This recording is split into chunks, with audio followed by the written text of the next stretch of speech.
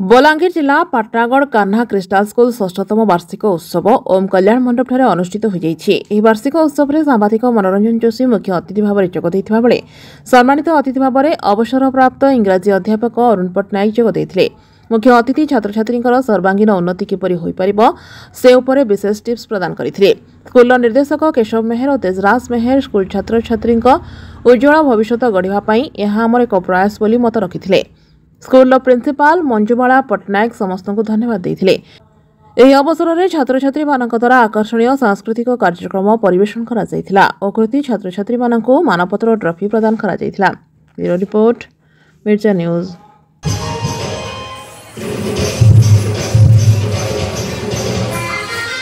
आपण मन के समस्त के चले आज आमर कान्हा क्रिस्टाल स्कूल रो आमर षष्ठतम आमर एनुअल फंक्शन आपण मन के स्वागत। आज आमर पाटनागढ़ रे कान्हा चैरिटेबल ट्रस्ट द्वारा परिचालित होतिबा कान्हा क्रिस्टाल स्कूल रो षष्ठतम आमर वार्षिक उत्सव। आजिकारी वार्षिक उत्सव रे आमर पश्चिम ओडिशा ब्यूरो चीफ ओटीवी रो मनोरंजन जोशी मुख्य अतिथि हिसाब रे अंशग्रहण करथिले। आज कार्यक्रम में आमर जिते कृति छात्र छात्री मान के समस्त प्राइज डिस्ट्रीब्यूशन कार्यक्रम रखाई आ जो आमर विशिष्ट शिक्षासेवी माने इच्छन शिक्षाविद माने इच्छन तांको ठानु समस्त पेरेंट समस्त छात्र केंता करी किछि दिग्दर्शन पाइबे किछि शिक्षा पाइबे। आज आमर एनुअल फंक्शन एटा ही उद्देश्य है। आज मंजुमाला पट्टनायक प्रधान अध्यापिका कान्हा क्रिस्टाल स्कूल पाटनागढ़ 2018 रे आरंभ होता आज के एटा 6 बरस पूरीला तो बहुत सुखद यात्रा थिला।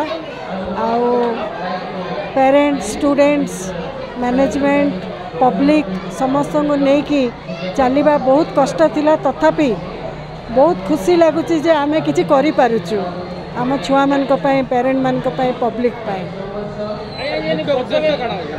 मुख्य उद्देश्य हूँ देखो पाटनागढ़ रे जहाँ मु जानी बहुत जरूरी अच्छे बहुत भल शिक्षार पाटनागढ़ पिला माने पढ़ाऊँ हॉस्टल बाहर को चली जाऊँ कहीं आम से स्कूल गोटे भल स्कूल एटी न करि परिबा भल शिक्षा न दे परिबा तो मोर मुख्य उद्देश्य स्कूल भी विजन होची सैया कि आमर पाटनागढ़ पिला माने लाइफ रे एक्सेलेंट रिजल्ट करंतु भल नागरिक ही बाहर